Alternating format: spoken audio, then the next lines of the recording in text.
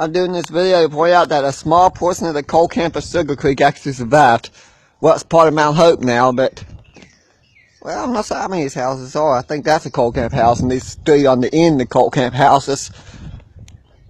The one in the middle, I'm not sure if a coal camp house has been renovated or a new house. I can't really tell.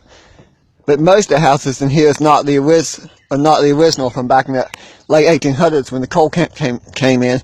I know the Sugar Creek mine was gone by 1938. I'm just not sure what year it opened. I think about 1889. I might be wrong. There's a doggy. Hi, dog.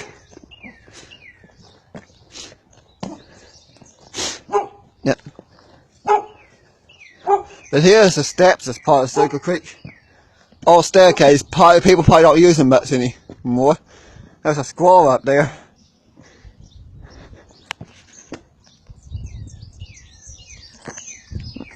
I don't think anybody lives in that house. It looks empty. But this is what a coal camp house is. They don't look the original. You could tell they're coal camp houses. I seen an old photo in Coal Camp USA the other day, and then I realized that this area is actually part of what's left of Sugar Creek.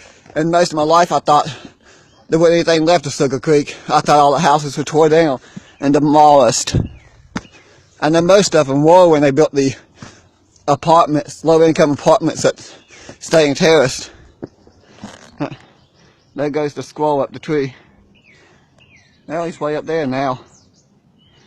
When they built the Staying Terrace apartments, most of Sugar Creek coal camp was demolished. Although this small portion of it apparently survived.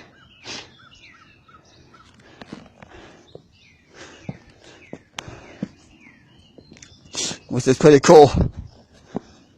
I gotta be careful here. I want to trip and fall. These steps is exactly not the safest.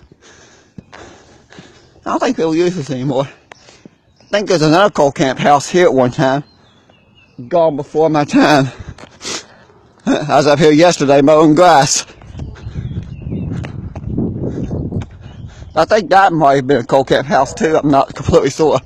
But from here on, I don't think it's part of Sugar Creek. Over that way, it's part of the town of McDonald, coal camp of McDonald. Because I don't know much about the history of Castle Hollow. I know there used to be a lot of houses there. But all this up here, I'm not sure. 1950s and 1960s is when most of these houses up this way was built. Before that, I don't think there's much houses up this way. After World War II, there's a big population boom in Mount Hope. From just a few years after the World War II to, I guess, the 1970s, there's a lot of houses built. A lot. And the city of Mount Hope was growing so fast, and a lot of these little coal mine towns that's near Mount Hope was incorporated into the city.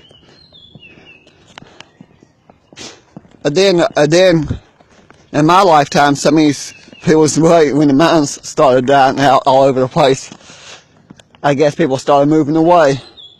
It's kind of interesting. I think people started to move away, I guess, in the late 1980s. Actually, there's still quite a few people living here that's not as much as they used to. Of course, the buyout took a lot of houses, and a lot of people moved away for work, so there's a lot less houses, but still there's like I think about 2,000 people living in city limits. Well, actually, probably less than 2,000 since, well, before the buyout, there's a little over 2,000 living in city limits.